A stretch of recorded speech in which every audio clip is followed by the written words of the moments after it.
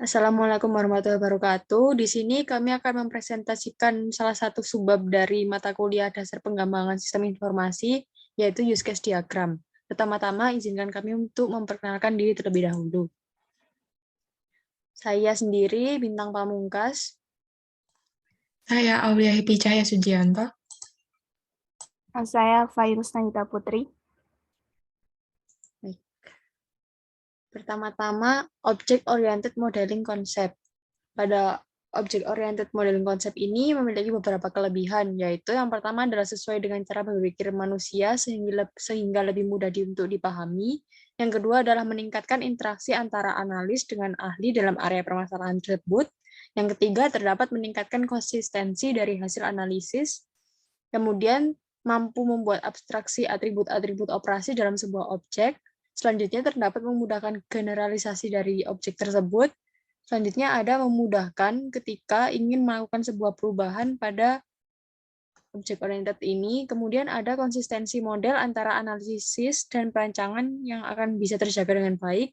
Dan yang terakhir ada mampu menerapkan konsep reusability.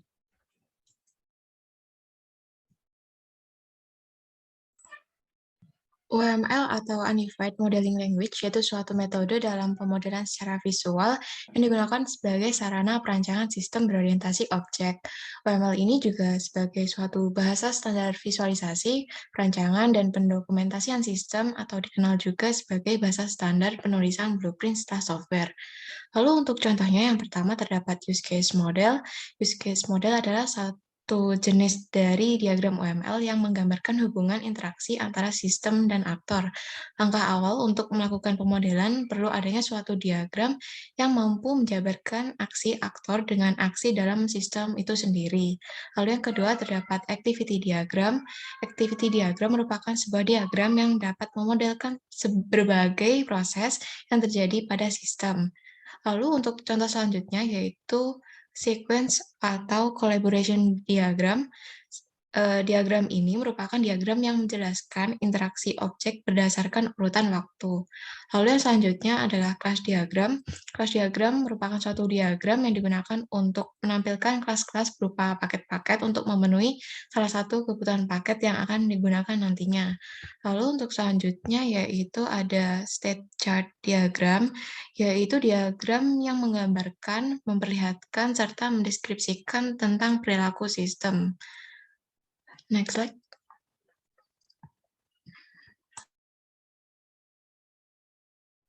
Selanjutnya adalah use case model. Use case model adalah model dari fungsi sistem itu sendiri dan sekaligus sebagai kontrak antara klien dengan developer. Use case model juga berfungsi sebagai unifying trait selama suatu sistem ini dikembangkan.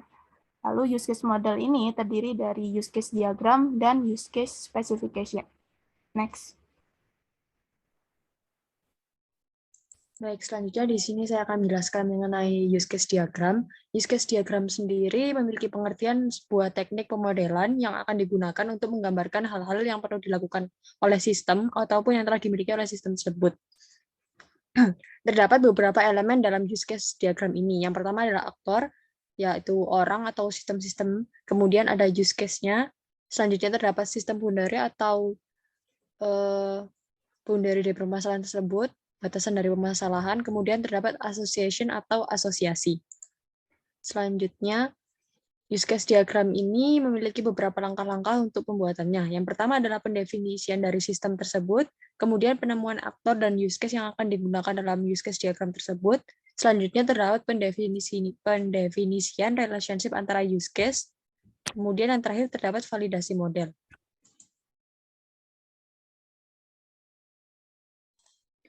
Fungsi use case diagram yang pertama yaitu menjabarkan kebutuhan fungsi dari sistem. Use case bermanfaat untuk memastikan pemahaman yang tepat tentang adanya requirement atau kebutuhan dari sebuah sistem. Lalu yang kedua, memberikan gambaran yang jelas tentang apa yang dilakukan oleh sistem. Use case memperkenalkan fase awal setiap kegiatan proses dalam sistem yang dikembangkan. Hal tersebut dapat memudahkan pengembang dalam menentukan kebutuhan yang sesuai dengan perangkat lunak dan pengguna. Lalu yang ketiga yaitu menyediakan dasar dasar untuk membentuk uji coba, dan yang terakhir menyediakan kemampuan untuk menelusuri kebutuhan fungsi ke dalam aktual kelas dan operasi pada sistem. Next.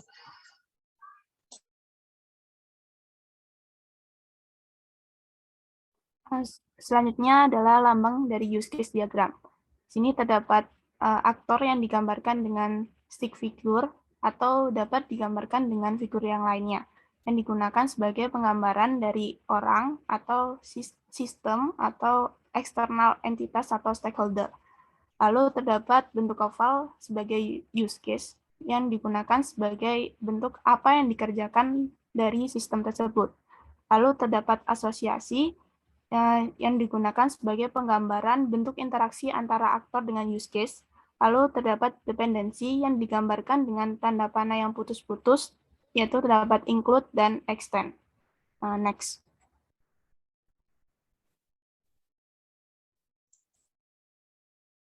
Baik, selanjutnya di sini saya akan menjelaskan ciri-ciri dari use case, yaitu yang pertama terdapat dibuat berdasarkan keperluan aktor tersebut. Kemudian yang kedua terdapat merupakan sebuah diagram yang digunakan untuk menunjukkan apa yang akan dilakukan oleh sistem, seperti meminjam atau memasukkan kode dan lain-lain. Selanjutnya terdapat nama pada use case yang menyatakan hal yang akan dicapai dari interaksi dengan aktor tersebut. Kemudian ada dinotasikan dengan sebuah gambar, yaitu horizontal ellipse, seperti yang bisa dilihat dalam slide sebelumnya. Selanjutnya terdapat penulisan menggunakan kata kerja. Jadi menggunakan kata kerja ini adalah menggunakan verb. Kemudian terdapat nama use case yang tidak boleh sama persis. Jadi antara nama use case satu dan lainnya tidak boleh memiliki nama yang sama dan harus berbeda untuk bisa membedakan satu sama lain. Selanjutnya, pada sistem besar akan memiliki use case package, dan yang terakhir tidak terpengaruh urutan waktu. Jadi, dalam diagram tersebut tidak ditentukan bagaimana yang nomor pertama, kedua, dan lain-lainnya.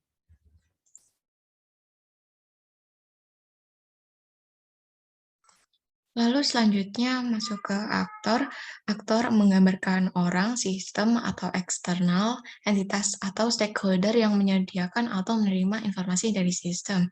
Dan aktor ini memberi input atau menerima informasi dari sistem. Peran aktor ini sangat penting tentunya menciptakan use case agar menjadi lebih mudah. Fungsi dari aktor ini menjelaskan siapa yang berinteraksi dengan sistem, dan aktor akan memberikan informasi kepada sistem serta menerima informasi dari sistem. Akan tetapi, aktor ini tidak memberikan kontrol secara penuh terhadap sistem, namun hanya memberikan gambaran mengenai hubungannya dengan sistem saja. Lalu untuk visualisasi aktor dapat digambarkan seperti stick figure, seperti pada gambar di sini. Next.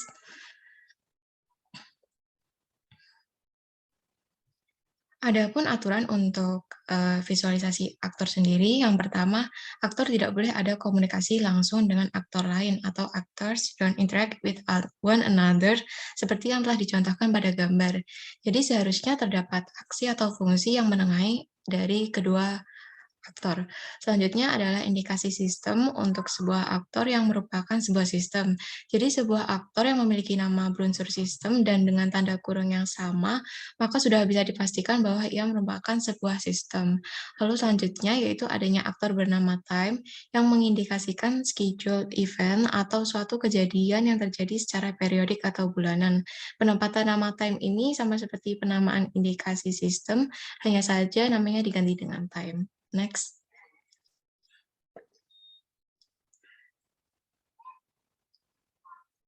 Lalu untuk yang selanjutnya, aktor menggambarkan sebuah tugas dan peran, dan yang terakhir, aktor tidak digambarkan di tengah use case. Seperti pada gambar yang di sebelah kiri, itu salah, dan yang benar itu yang sebelah kanan. Next.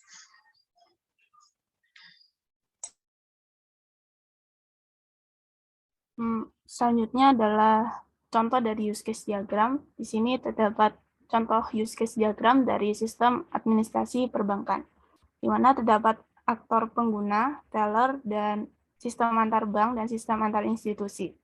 Lalu di sini teller memiliki hubungan generalisasi dengan pengguna. Lalu pengguna ini dapat melakukan login.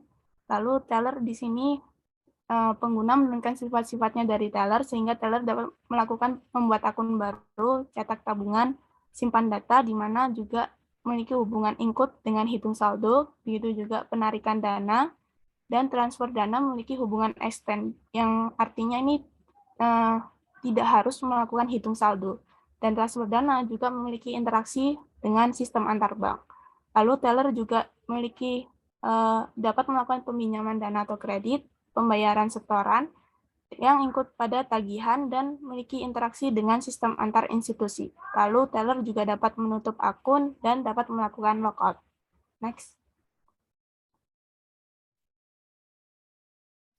Baik, di sini saya akan menjelaskan mengenai aktor generalization, yaitu dua atau lebih subaktor dapat digeneralisasikan menjadi sebuah subaktor.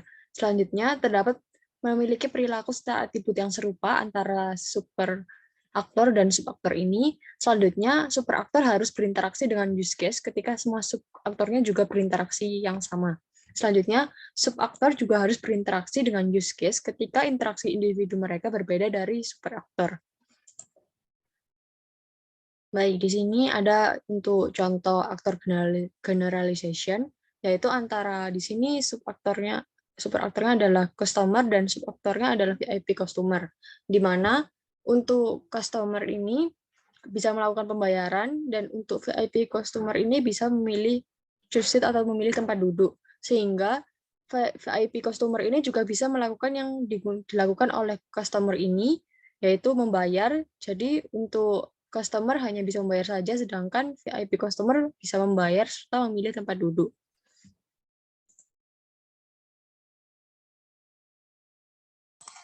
Baik, selanjutnya directed and undirected arrow.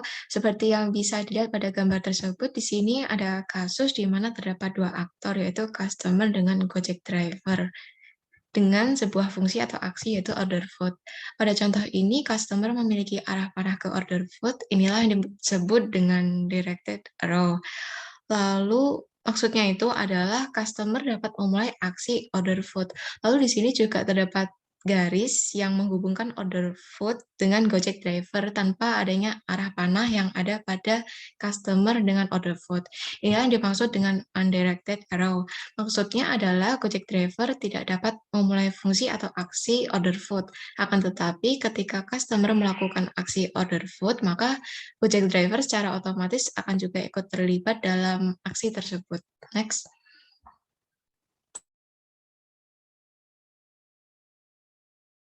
Selanjutnya adalah two directed arrow, di mana di sini yaitu terdapat dua aktor yang terlibat dalam satu use case. Di sini terdapat contoh yaitu ada aktor customer, use case chat, dan aktor Gojek driver. Di mana di sini dapat dicontohkan ketika customer memulai fitur chat, di sini akan melibatkan driver Gojek. Begitu juga sebaliknya ketika driver Gojek menggunakan fitur chat di sini juga akan melibatkan customer. Next.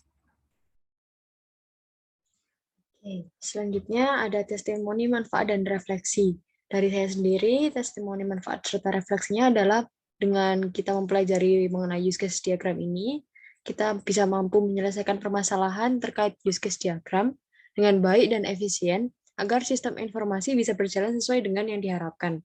Selanjutnya, setelah mempelajari mengenai use case diagram ini, diharapkan untuk kita terus berhati dalam menyelesaikan berbagai permasalahan terkait use case diagram, dimulai dengan pengembangan secara sederhana hingga kompleks, sehingga hasil yang diperoleh akan lebih bervariasi dan bisa kita lihat perbandingannya, perbedaan antara jenis diagram yang satu dengan diagram yang lainnya.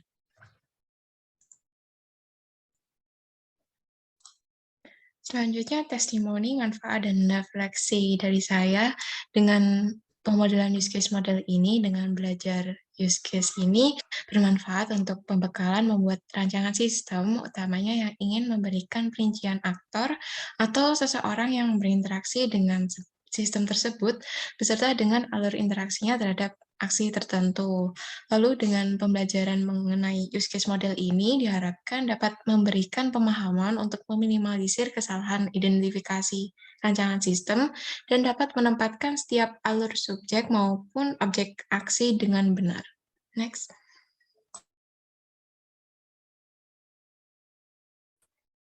Kalau dari saya sendiri, untuk testimoni manfaat dan refleksi di sini, yaitu setelah mempelajari use case diagram ini, ketika akan membangun sebuah sistem dapat dimanfaatkan agar dapat memiliki gambaran atau bayangan aktor atau sistem apa saja yang akan terlibat dan memiliki gambaran atau bayangan interaksi antara sistem yang akan dibangun dengan aktornya.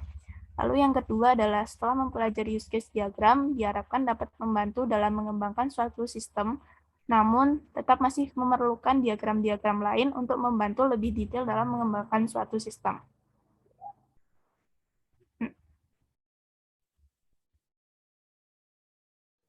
Baik, sekian dari kami. Kurang lebihnya mohon maaf. Wassalamualaikum warahmatullahi wabarakatuh. Terima kasih.